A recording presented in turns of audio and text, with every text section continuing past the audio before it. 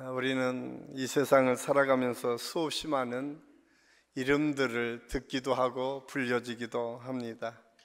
부모가 자녀의 이름을 부를 때에, 친구가 친구의 이름을 부를 때에, 연인들 사이에 서로의 이름을 부를 때에 우리는 그 이름 속에 사랑과 존중을 담아서 언제나 그 이름을 부르게 됩니다.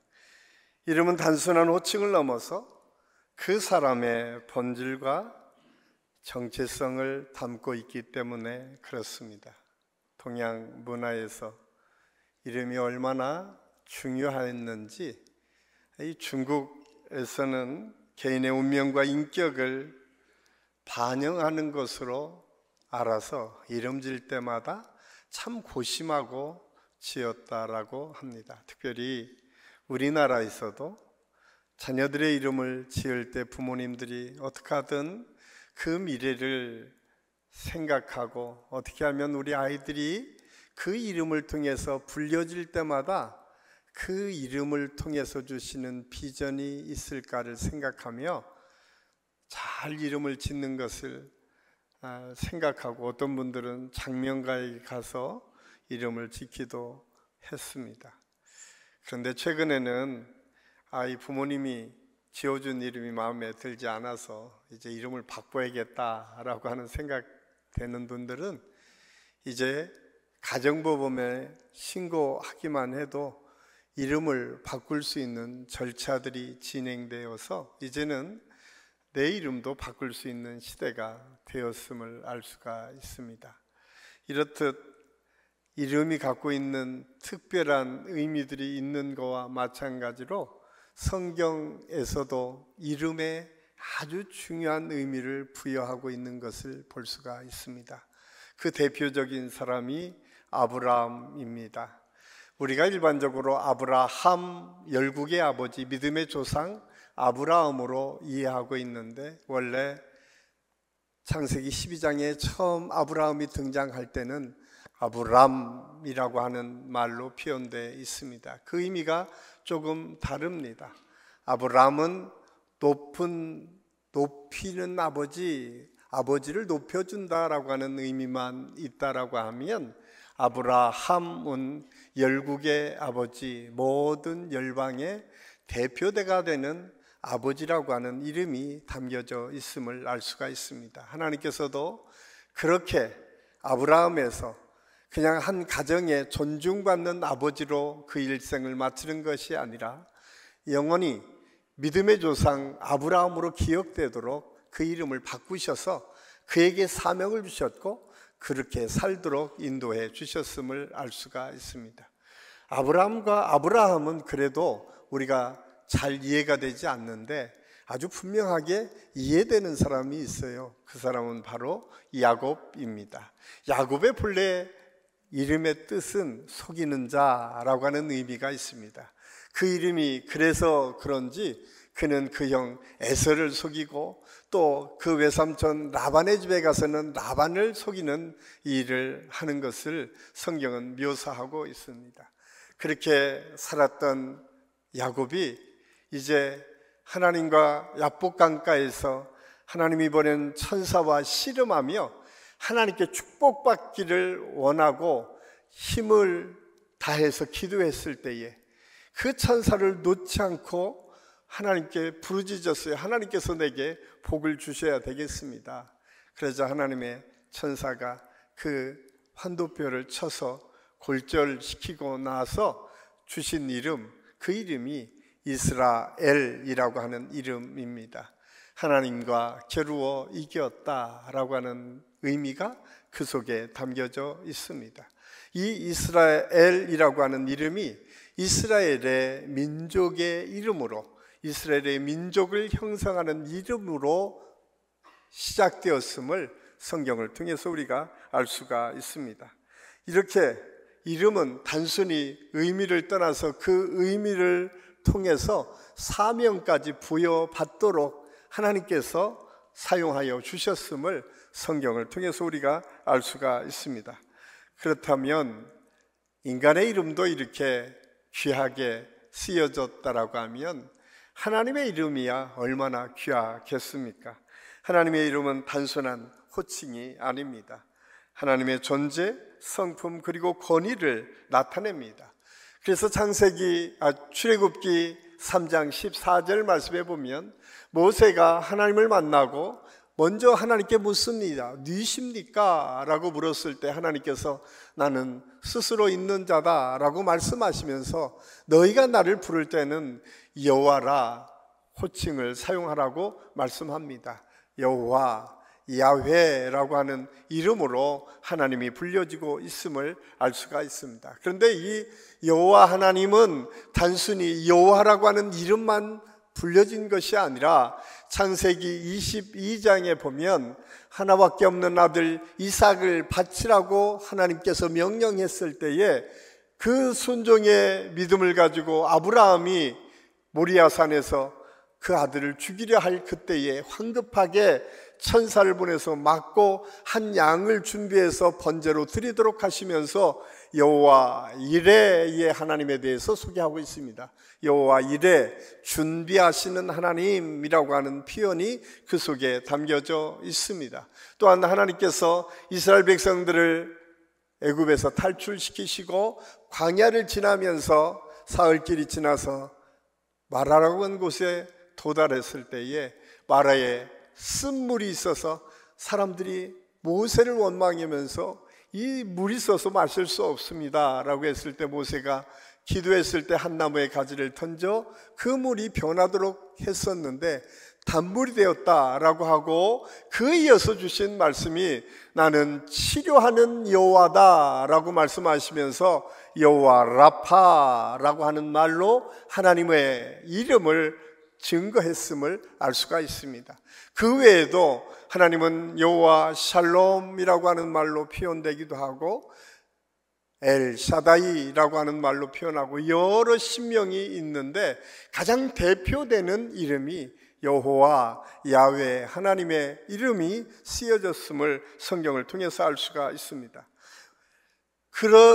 이렇듯 하나님의 이름이 귀하게 하나님께 직접 말씀하셔서 이스라엘에 부르도록 말씀하시면서 오늘 우리가 읽은 출애굽기 20장 7절에서는 너는 내 하나님 여호와의 이름을 망령되게 부르지 말라라고 말씀합니다. 이 망령되게라고 하는 표현이 쓰여져 있는데 개역 개정에서는 망령되게라고 하는 표현으로 사용되었는데 우리나라 성경에서도 현대어 성경이나 공동번역, 표준 세번역에서는 이 망령되게라고 하는 표현을 함부로, 그러니까 함부로 하나님의 이름을 부르지 말라라고 표현하고 있음을 알 수가 있습니다.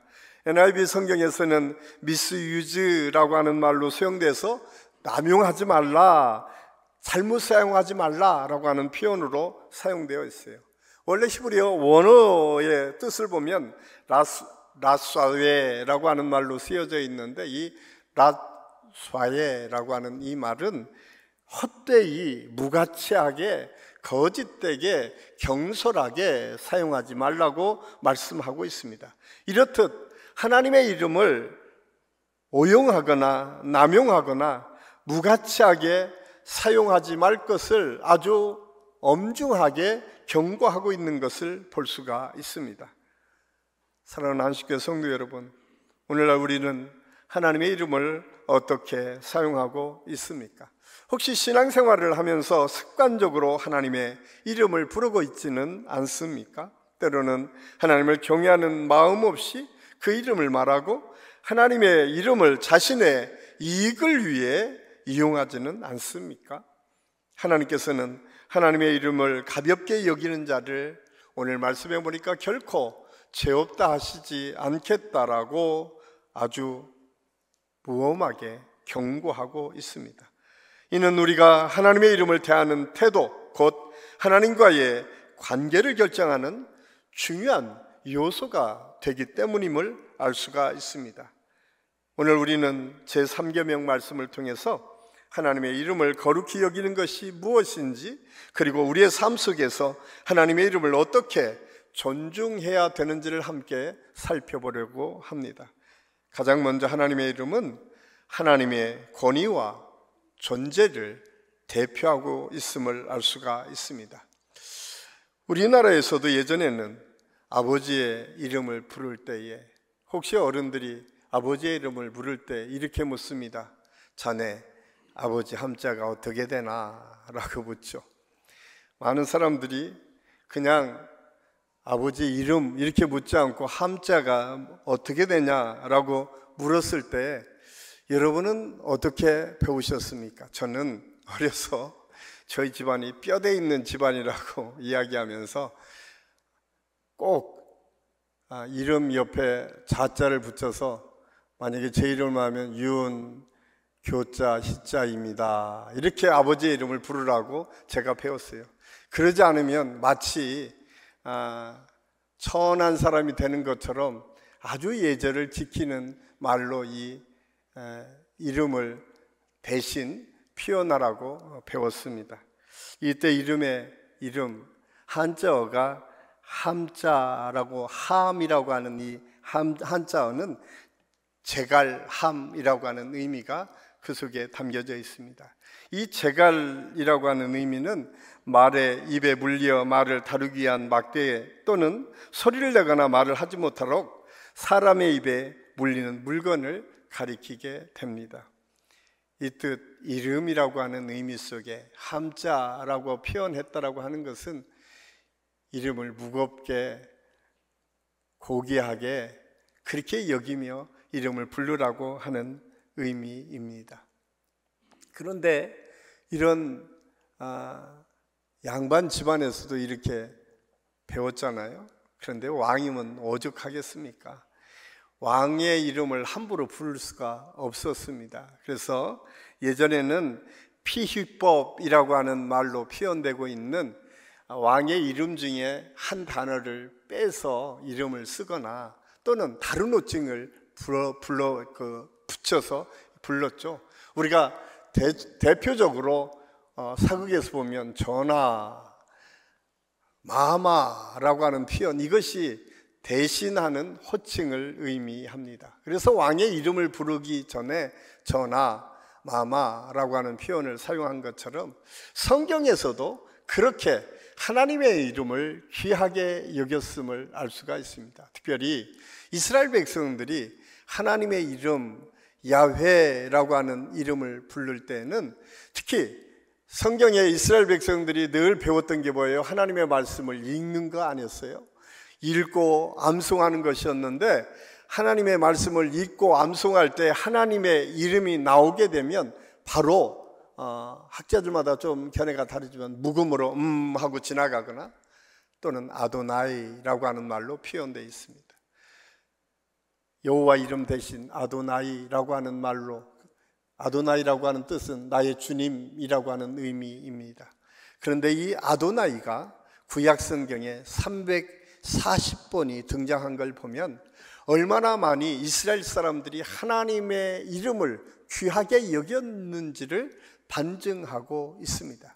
지금이야 우리가 성경책 하면 인쇄된 성경을 너무나 쉽게 보고 읽을 수 있지만 십계명이 선포되어지고 우리가 이 인쇄술이 발달하기 전까지 성경은 주로 필사했어요.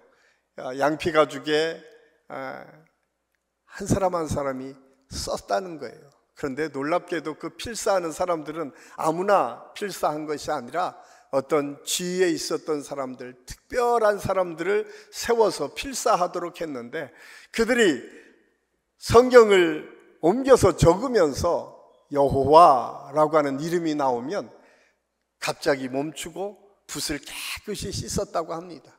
그리고 나가서 목욕 재개하고 와서 여호와의 이름을 썼다라고 합니다. 참 얼마나 그들이 하나님의 이름을 귀하게 여겨졌는지를 아주 단편적으로 보여주는 사건임을 알 수가 있습니다. 이렇듯 하나님의 이름을 귀하게 여겼던 이스라엘 백성들을 향해서 이사야 선지자는 이사야 42장 8절에 이렇게 우리에게 말씀하고 있습니다. 우리 같이 한번 읽겠습니다. 나는 여호와이니 이는 내 이름이라. 나는 내 영광을 다른 자에게 내 찬송을 우상하게 주지 아니하리라. 하나님께서는 하나님의 영광을 다른 존재에 넘겨주지 않으시겠다라고 말씀합니다. 하나님의 권위가, 하나님의 능력이 얼마나 위대한지를 다른 우상에게 양보하지 않겠다라고 말씀합니다. 이 대표적인 현장이 어디입니까? 우리가 잘 아는 열왕기상 18장 아닙니까? 바알과 아세라 선지자 850명과 엘리야라고 하는 위대한 하나님의 선지자가 하나님 앞에서 대결을 합니다. 어떤 신이 참 신인지 대결을 하면서 처음에 먼저 등장하는 것이 바알과 아세라 선지자 850명입니다. 그들이 자기의 신을 막 부르면서 부르짖고 제단에, 숯불에 제단에 제물을 바쳐놓고 이거를 태워달라고 기도하고 있습니다. 처음에는 그냥 부르기만 하다가 나중에 응답이 없으니까 옷을 찢고 가슴을 찢었다라고 성경이 표현하고 있어요. 그런데도 대답이 없어요. 이어서 엘리야가 나타납니다. 엘리야가 열왕기상 18장 37절에 이렇게 기록하고 있어요. 여호와여 내게 응답하소서, 내게 응답하소서. 이 백성이 여호와는 하나님이신 것과 주는 그들의 마음을 되돌이키심을 알게 하옵소서. 지금까지 하나님의 존재를 알지 못했던 그 이스라엘 백성들에게 하나님이 어떤 분이신지를 알게 하기를 원합니다 라고 고백했을 때에 갑자기 하늘에서 불의 혀처럼 그 제물을 깨끗이 태웠다라고 성경은 기록하고 있습니다. 하나님의 이름의 권능을 몸소 보여주신 사건입니다. 이사야 선지자가 이야기했던 것처럼 다른 우상과 그 권위를 바꾸지 않겠다라고 하는 하나님의 능력이 아주 분명하게 드러난 사건임을 오늘 성경을 통해서 우리가 볼 수가 있습니다. 사랑하는 성도 여러분, 하나님의 이름은 그런 권위와 능력이 있습니다. 저는 우리 안식교 모든 성도들이 언제나 하나님의 이름을 귀하게 여기고 하나님의 이름을 통해서 주시는 능력을 소유하며 살아가는 우리 모두가 될 수 있기를 예수님의 이름으로 간절히 축원합니다. 두 번째로 3계명은 거짓된 맹세와 위선적 신앙을 엄격하게 금지합니다. 하나님의 이름은 진리와 신실함을 상징하고 있습니다. 그러나 인간은 종종 자신의 목적을 이루기 위해서 하나님의 이름을 빙자해서 거짓을 말하거나 위선적인 태도를 보이곤 합니다. 성경은 이러한 태도를 강하게 경고하고 있고 하나님께서 이를 심판하실 것을 아주 분명히 말씀합니다. 오늘 출애굽기 20장 7절 하반절에서도 내가 망령되이 일컫는 자들에게 죄 없다 하지 않겠다라고 아주 분명하게 말씀하고 있습니다. 레위기 19장 12절에서는 너희는 내 이름으로 거짓 맹세함으로 내 하나님 이름을 욕되게 하지 말라라고 말씀합니다.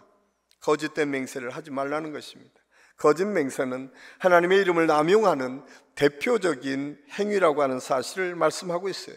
사람들은 신뢰를 얻기 위해서 때로는 하나님의 이름을 들먹이며 거짓을 말하거나 진심 없이 맹세하기도 합니다. 그러나 그러한 모습은 성경에서 아주 무섭게 경고하고 있습니다. 이러한 잘못된 맹세에 대한 대표적인 하나님의 심판은 사도행전 5장에 나오는 아나니아와 삽비자 사건을 통해서 나타납니다. 그들은 자신들의 재산의 일부만 바치면서도 마치 전부를 하나님께 드린 것처럼 맹세하며 하나님께 드립니다. 이 현장을 목도했던 사도 베드로, 사람에게 거짓말한 것이 아니라 하나님께 거짓말했다고 그들을 질책합니다. 그리고 이어서 그들은 죽임을 당했음을 성경은 아주 분명하게 말씀해주고 있습니다. 이러한 사실을 예수님께서도 마태복음 5장 33절에서 37절까지 말씀을 통해서 아주 무엄하게 경고하고 있습니다.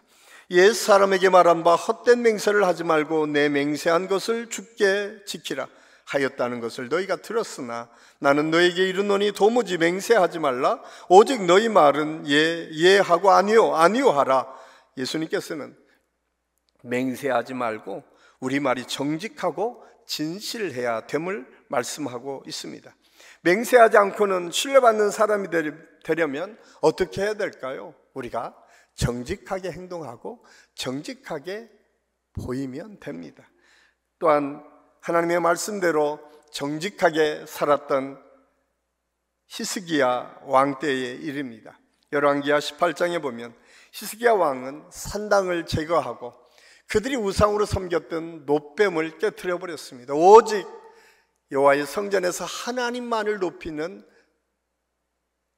위대한 믿음의 왕으로 히스기야가 쓰임받았음을 알 수가 있습니다. 이제 하나님만을 섬겨서 이제 이 세상 나라들도 섬기지 않겠다라고 생각을 했습니다. 왜냐하면 그 시대에는 아수르라고 하는 주변 국가가 가장 강대국이었기 때문에 유다는 언제나 아수르에게 조공을 바쳤습니다.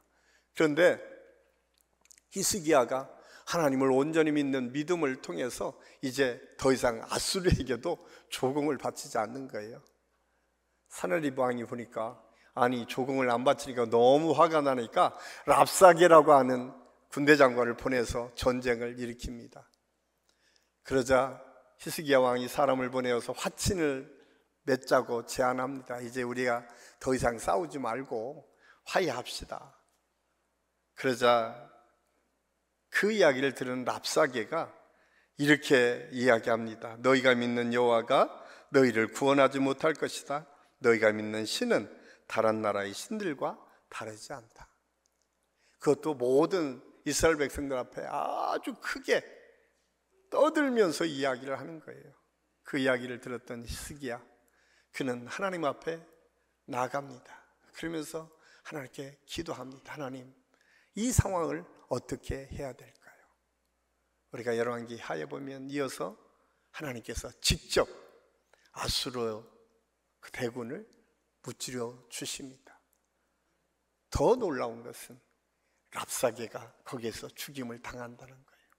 뿐만 아니라 사네렵이, 그 왕이 전쟁에 나가서 다시 아수르로 갔는데 그 왕은 결국 자기 아들의 칼에 죽게 됩니다. 하나님을 모독하고 하나님을 망홀히 여기는 그런 사람들에게 하나님의 심판은 엄중하게 내려졌음을 성경은 우리에게 말씀해주고 있습니다. 이 사건을 통해서 우리는 중요한 걸 배울 수 있습니다. 하나님의 이름을 경외하지 않는 사람들은 하나님을 그저 하나의 전설적인 존재로만 여깁니다. 심지어 하나님을 믿는다고 하면서도 삶 속에서 하나님의 권위를 인정하지 않고 자기 뜻대로 살아가는 경우도 많이 있습니다. 이러한 태도는 우리의 신앙을 무너뜨리고 하나님의 이름을 온전히 높이지 못하는 결과를 낳게 됩니다. 이러한 모습은 신약에도 나옵니다. 바리새인들이 그랬습니다. 바리새인들은 종종 하나님의 이름을 자신들의 권위를 유지하는 수단으로 사용했습니다. 그들은 경건한 척하면서 외적으로는 신실한 신앙을 보였지만 실제로는 자기 이익을 추구하는 위선적인 태도를 보였습니다. 예수님의 이런 모습을 꾸짖으시며 겉으로는 하나님을 섬기는 듯 하지만 실제로는 자기 자신을 섬기는 행위가 얼마나 위험한지를 이렇게 경고하고 있습니다. 마태복음 23장 27절에서 28절 말씀입니다. 우리 같이 한번 읽겠습니다. 화 있을진저 외식하는 서기관들과 바리새인들이여, 회칠한 무덤 같으니 겉으로는 아름답게 보이나 그 안에는 죽은 사람의 뼈와 모든 더러운 것이 가득하도다. 이와 같이 너희도 겉으로는 사람에게 옳게 보이되 안으로는 외식과 불법이 가득하도다. 하나님께서는 겉만 보는 것이 아니라 우리의 중심을 보신다고 말씀하고 있습니다. 겉으로 보이는 신앙의 모습보다 중요한 것은 우리의 내면 안에 하나님을 어떻게 대하는지, 하나님의 이름을 어떻게 귀하게 여기는지가 중요하다는 사실을 우리에게 말씀해 주고 있습니다. 그래서 우리는 하나님의 이름을 사용할 때마다 하나님의 권위를 존중하고 우리의 말과 행동이 신실해야 됩니다. 위선적인 신앙이나 거짓된 맹세를 통해 하나님의 이름을 욕되게 하지 말고 정직한 그리고 경건한 믿음의 삶을 살아내야 된다는 사실을 우리에게 말씀해 주고 있습니다. 특별히 현대를 살아가는 우리에게는 더 조심해야 될 것은 사회적인 편견과 사회 속에서 나타나는 무심코 던져지는 하나님을 무시하는 행위들이 횡행하고 있는 것입니다. 특별히 매스미디어를 통해서 나타나는 하나님을 무시하고 경시하는 일들이 참 많이 있는데 그것은 결코 바람직하지 않습니다. 우리가 우리 스스로 돌아볼 뿐만 아니라 우리를 통해서 하나님께서 무엇을 원하시는지를 다시 한번 생각할 수 있는 기회로 삼아야 됩니다. 이에 대한 경각심을 갖고 우리의 삶 전체를 하나님께 맡기고, 그러면서 우리에게 더 중요한 것은 우리 그리스도인들에게도 책임이 있습니다. 말과 행동이 일치하지 않는 것, 우리는 하나님을 믿는다라고 하는 이름을 가졌으나 세상에 비방거리가 될 수밖에 없도록 우리가 살아가는 그 행위조차도 어쩌면 오늘 3계명을 어기는 거와 같을 수 있다는 사실을 우리는 알아야 됩니다. 그래서 우리가 하나님의 이름을 높인다라고 하는 것, 하나님의 이름을 망령되이 일컫지 말도록 한다라고 하는 것은 단순히 그냥 말과 마음만이 아니라 우리 생활 속에서 하나님의 영광이 나타날 수 있도록 우리의 삶이 보여져야 된다는 사실을 성경은 우리에게 말씀해 주고 있습니다. 뿐만 아니라 공동체의 사회 속에서도 하나님의 이름을 높이는 역할을 감당해야 됩니다. 사실 우리 한신교회가 저는 그런 일들을 감당했으면 좋겠습니다. 우리 주변 사람들이 그래도 저 사람이 말하는 것은 맞는 말이야. 저 사람이 저렇게 행동하면 그럴 수 있는 이유가 충분히 있을 거야 라고 인정받을 만한 거룩한 구별된 삶의 모습이 우리에게 있을 때에 하나님의 이름을 만홀히 여기지 않고 오히려 하나님의 뜻과 섭리 가운데 하나님의 영광을 드러낼 수 있는 삶을 살 수 있다는 사실을 깨닫고 우리 모든 성도들이 그 믿음으로 승리함으로 나아갈 수 있기를 예수님의 이름을 간절히 축원합니다.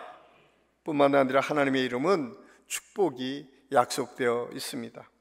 하나님께서는 그분의 이름을 부르는 자를 이렇게 말씀합니다. 시편 91편 14절 말씀해 보니까 그가 내 이름을 안즉 내가 그를 높이리라. 하나님의 이름만 나라도 하나님께서 그를 높여주시겠다라고 말씀하고 있습니다. 그 대표적인 사람이 누굽니까? 다윗입니다. 사무엘상 17장에 보면 블레셋과 이스라엘이 전쟁하는 장면이 나옵니다. 블레셋 군대 장관은 우리가 잘 아는 것처럼 골리앗입니다. 지금으로 얘기하면 2m가 넘는 장대 같은 사람.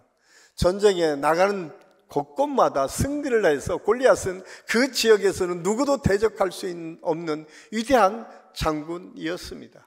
그 골리앗이 이스라엘 백성들 앞에, 이스라엘 군대 앞에 와서 큰 소리로 외칩니다. 야, 너희 중에 나와 싸워서 이기면 우리가 이스라엘의 종이 되고 내가 이기면 너희가 우리의 종이 될 것이다. 너희가 믿는 하나님 진짜 니들이 인정하고 믿는다면 나와 싸우자.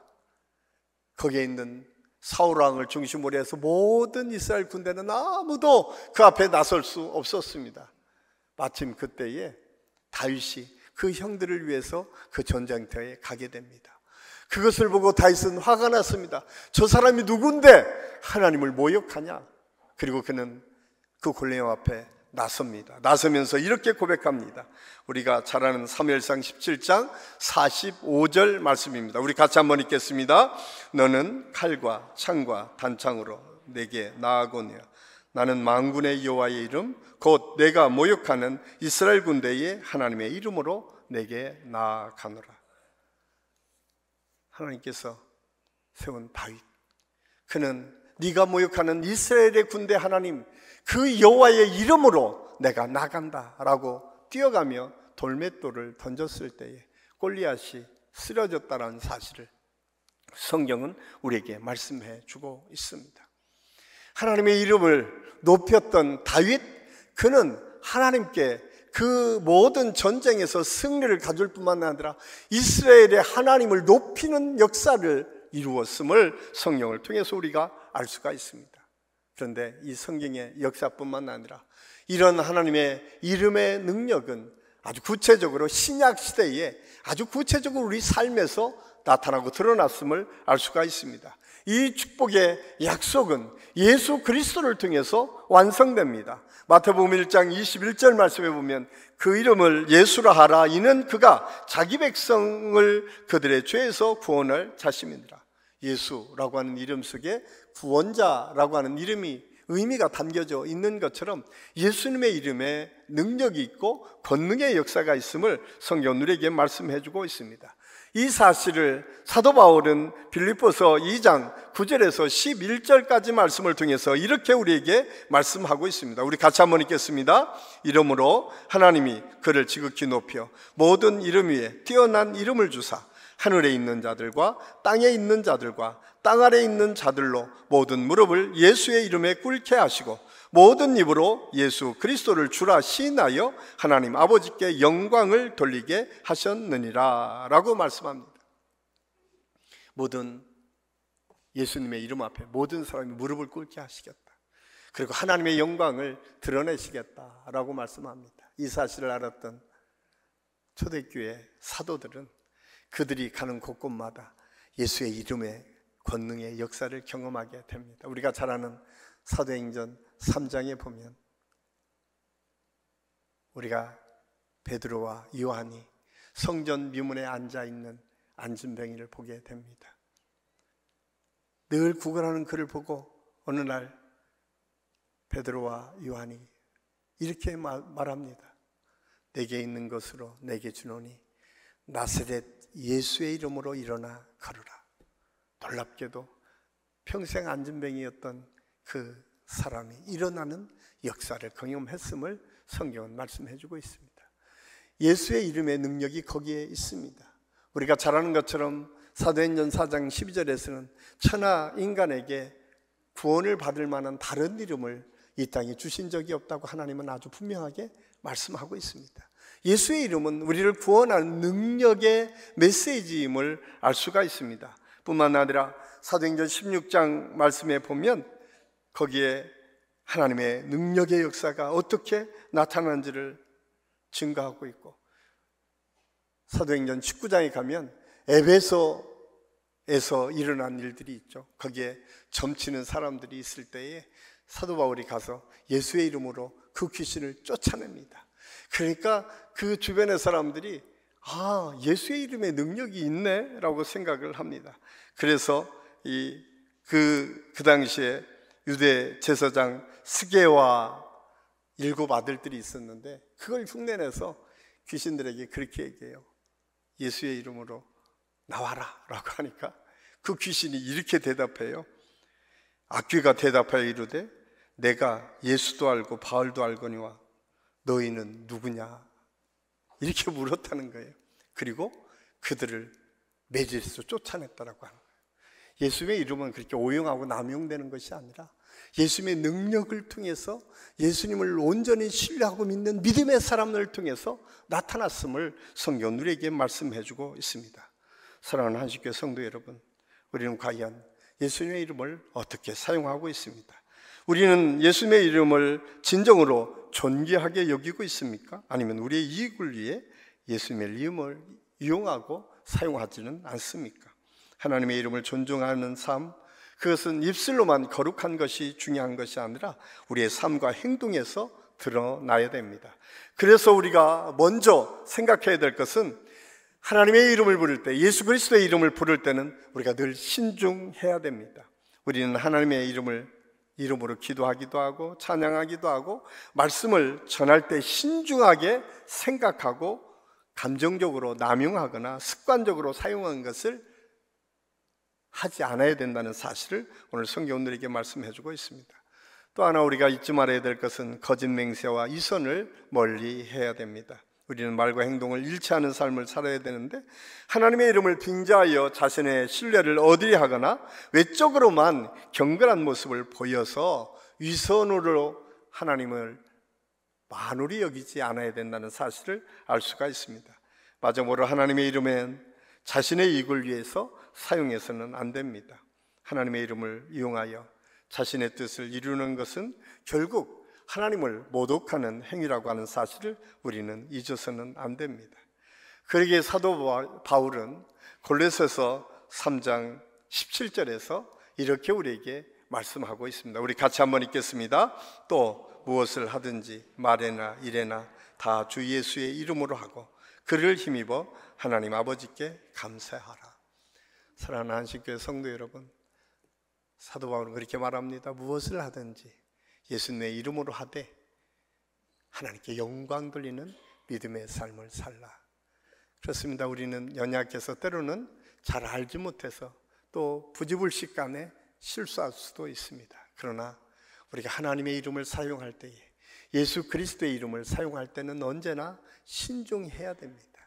언제나 그것이 하나님께 영광이 되는지 아닌지를 판단할 수 있어야 되는, 그리고 그것을 통해서 오직 하나님의 뜻을 이루어가는 것, 하나님의 나라를 확장하는 것에 쓰임받을 때에 그 능력의 역사가 나타난다는 사실을 깨닫고 우리 모든 성도들의 삶에 그 하나님의 은혜와 축복이 계속 있을 수 있기를 예수님의 이름으로 간절히 축원합니다.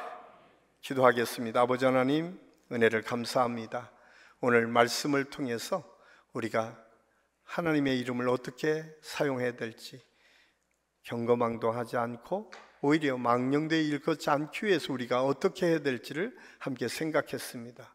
성령님, 우리 한 사람 한 사람의 마음과 생각을 주장하시고 인도하여 주셔서 우리 사랑하는 성도들이 가는 곳곳마다 하나님의 이름을 높이며 하나님의 영광을 드러내며 하나님의 살아계심을 증거하는 믿음의 삶을 살게 도와주시옵소서. 예수님의 이름으로 감사드리며 기도하옵나이다. 아멘.